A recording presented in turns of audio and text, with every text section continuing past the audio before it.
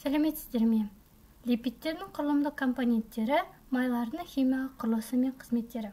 Мақсатымыз 14.1.4 майлардың химиялық құрылысы мен қызметтерін сипаттау. Липидтер бүкіл клеткалардың құрамына еніп, майлар және май тәрізді заттардан құралған, суда ерімейтін, полюстігі төмен органикалық заттар болып табылады. Липидтер екіге бөлінеді: сабындалатын және сабындалмайтын, немесе гидролизденетін және гидролизденбейтін.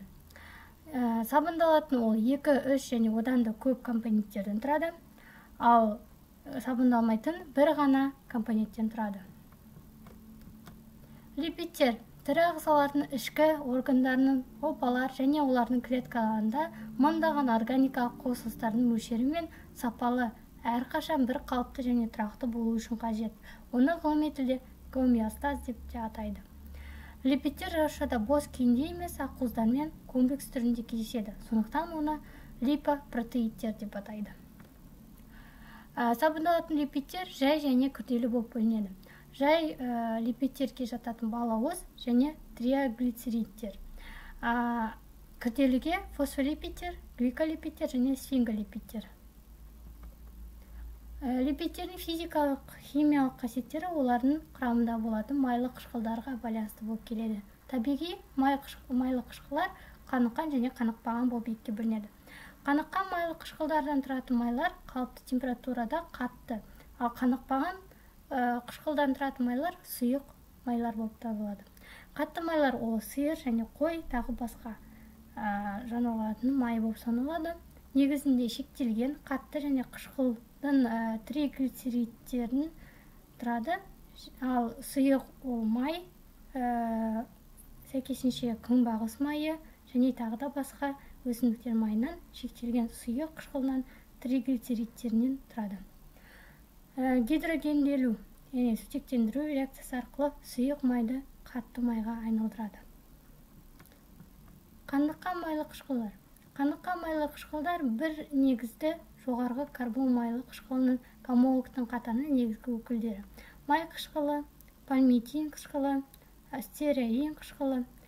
Қаныққан майлы қышқылдарының қанықпаған қышқылдардан айырмашылығы олар ағзада ацил коферменттер кофермент, яғни синтезделуі нәтижесінде пайда болады. Ал коэнзима сірке қышқылының активті бір формасы болып есептеледі. Қанықпаған майлы қышқылдар. Қанықпаған майлы қышқылдар көбінесе жануарлардың ағзасында кездеседі. Олар негізгі өнімдері алиин қышқылы, линоль қышқылы және линолин қышқылы және архидон қышқылы. Глицолипидтер және альциглицериндер және аралас майлар. Альциглицериндер жоғарғы бір негізгі қаныққан және қанықпаған карбон қышқылдарының пальмитин, стереин және алиин және 3 атомды спирт глицериннен түзілетін күрделі эфирлер. Мұндай қосылыстар триглицеридтер деп атайды. Аралас майлар. Аралас майлар глицериннен және әртүрлі жоғарғы карбон қышқылдарынан қаныққан және қанықпаған майлардан тұрады. Егер жоғарғы карбон қышқылдар глицериннің барлық гидроксил топтарымен әрекеттесе, этерификация, глицеридцет, триацилглицерин және 2 гидроксил тобымен әрекеттесе, диглицерид шығады және де бір гидроксил тобымен әрекеттесе, моноглицерид түзіледі. Мысалы, триглицерид, диглицерид және моноглицеридтің сызбасы берілген. Майлардың гидролиздену реакциясы қайтымды процесс, бірақ сүттілер натрий гидроксиді және калий гидроксидтің қатысуымен бір бағытта жүріп сабын алынады. Қышқылдық ортада гидролиздену реакциясы тристеарин, яғни липазаның негіз ферментінің әрекеттескен жағдай және де су қосылған жағдайда глицерин түзіледі. Және фосфоглицеролипид. Фосфоглицеролипидтер жануарлар мен өсімдіктердің әртүрлі опаларында көп таралған. Ең көп таралған фосфолипидтер глицерины жоғарғы майлы қышқылдарынан және фосфор қышқылдан қалдықтарынан тұратын күрделі эфирлер болып саналады. Ең қажетті 3 фосфолипид фосфадидиэтиланамин, фосфадидихолин және де фосфадидисерин. Фосфадидиэтиланаминнің құрамына аминді спирт, этаноламин немесе коламин кіреді. Фосфадидихолин азоттық негізінен холиннен тұрады. Және де фосфалодисерин және фосфадидиэтаноламин, фосфадидихолин және фосфадидин қышқылының туындылары болып табылады.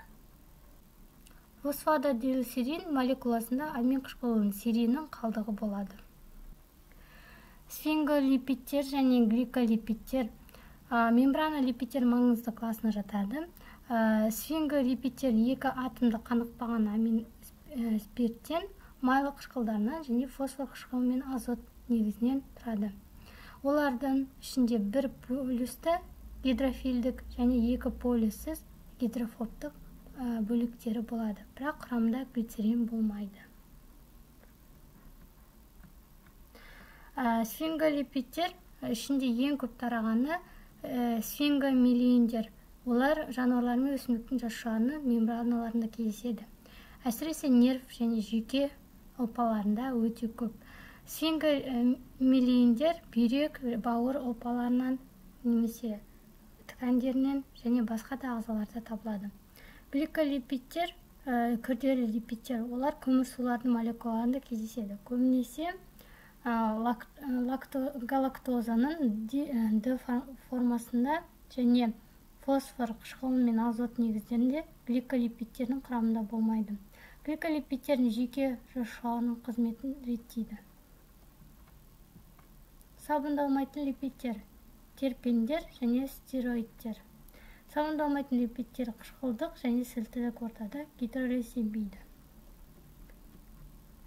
Терпендер изопреннің 2 немесе одан да көп қалдықтарынан тұрады. Құрамында 2 изопрен тобы бар терпендерді монотерпендер, 3 сесквитерпендер және 4, 6 және 8 ди-3 және тетратерпендер деп бөлінеді. Монотерпендер ациклді, моноцикл және бициклді болып бөлінеді. Ациклдіге гераноил, моноциклге ментол және бициклдіге камфора жатады. Стероидтар табиғатта ең көп тараған және ағзада атқаратын қызметтері әртүрлі, құрылысы циклді болып саналады. Стероидтардың жалпы қаңқасы стиран және циклопентан және де пергидрофенатрен ядроларынан құралған. Стероидтарға холестерин, жүрек глюкозидтері және гормондар жатады. Холестерин туындылары өт қышқылдары, гормондар, витаминдер және де холестерин стериндердің ең көп тараған өнімі. Холестерин барлық жануарлардың липидтерінде, қан және өтте, сонымен қатар ағзаның бос күйінде және де күрделі эфир түрінде де кездеседі. Берілген негізгі формуласы. Назарларыңызға рахмет, сау болыңыздар.